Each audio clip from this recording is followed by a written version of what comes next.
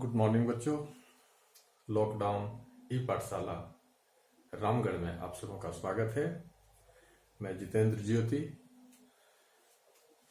आज वर्ग 8 विषय नागरिक शास्त्र सामाजिक एवं राजनीतिक व्यवस्था भाग 3 पुस्तक के अध्याय 6 आर्थिक क्षेत्र में सरकार की भूमिका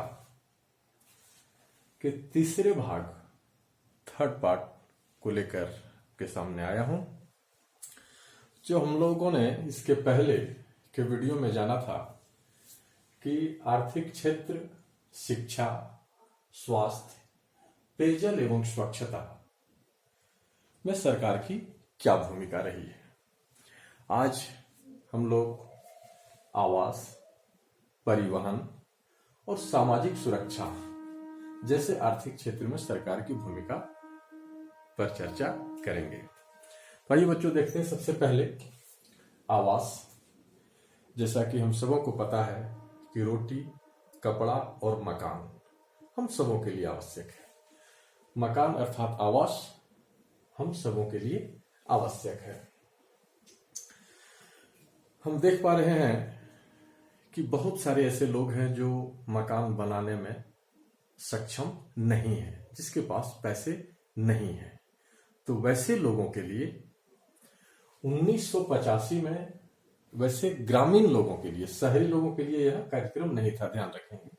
1985 में गरीब ग्रामीणों के लिए इंदिरा आवास योजना प्रारंभ किया गया था। इसमें था कि जो ग्रामीण गरीब हैं, जो घर बनाने में सक्षम नहीं है, उनका घर सरकार अपने खर्च पर बनवाती है। और इसी योजना को अब प्रधानमंत्री आवास योजना के नाम से जाना जाता है। इस योजना के अंतर्गत अब शहरी क्षेत्र के गरीबों को भी शामिल कर लिया गया, अर्थात सबों के लिए आवास उपलब्ध हो, इसके लिए सरकार ध्यान दे रही है, वो शहरी हो या ग्रामीण हो। और झारखंड राज्य में हम लोग हैं। झारखंड राज्य में राज्य के विधवाओं के लिए, जो विधवा हैं और घर बनाने में सक्षम नहीं है, उनके लिए हमारे संविधान निर्माता डॉक्टर भीमराव अंबेडकर के 125वीं जयंती पर भीमराव अंबेडकर आवास योजना आरंभ किया गया 2016 से। तो ये सब आवास सरकार अपने खर्च पर बनवाकर लोगों को मुहैया कराती है। दूसरा है हमारा आर्थिक क्षेत्र परिवहन। परिवहन जैसा कि हम सबों को पता है, सड़क, रेल मार्ग, वायु मार्ग, जल मार्ग। तो ये सब क्या कोई एक व्यक्ति इसका निर्माण कर सकता है? नहीं, क्योंकि इसमें अत्यधिक पूंजी की आवश्यकता है। तो देखिए इसमें क्या क्या है।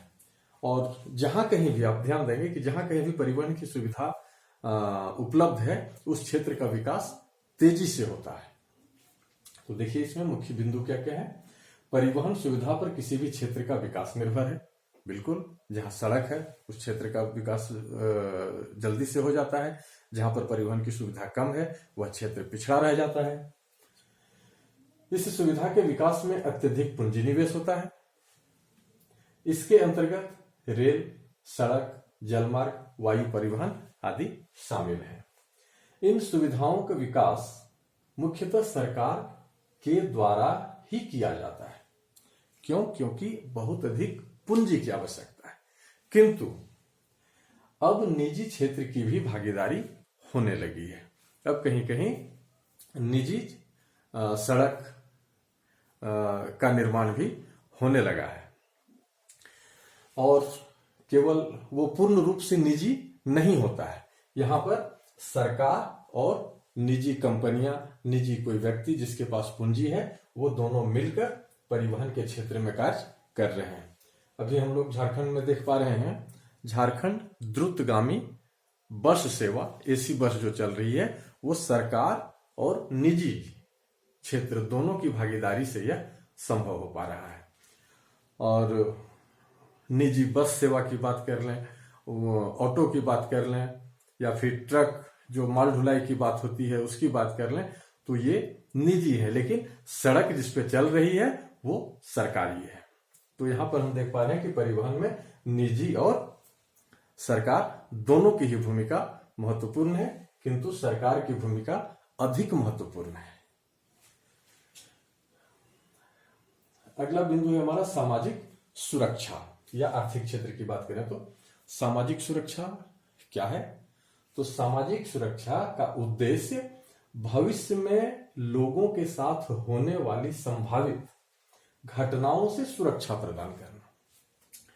कि कोई व्यक्ति बीमारी से किसी का इलाज नहीं हो पाए पैसे के अभाव में, किसी व्यक्ति की दुर्घटना हो जाए तो उसके परिवार की स्थिति कैसे संभलेगी, इन सबको ध्यान में रखकर सरकार के द्वारा बहुत सारे योजनाओं को चलाया जा रहा है, जिसमें मुख्य रूप से आप यहां देख पा रहे होंगे अटल पेंशन योजना, प्रधानमंत्री सुरक्षा बीमा योजना, प्रधानमंत्री जीवन ज्योति योजना, सुकन्या समृद्धि योजना, प्रधानमंत्री उज्ज्वला योजना जो गैस कनेक्शन की बात है।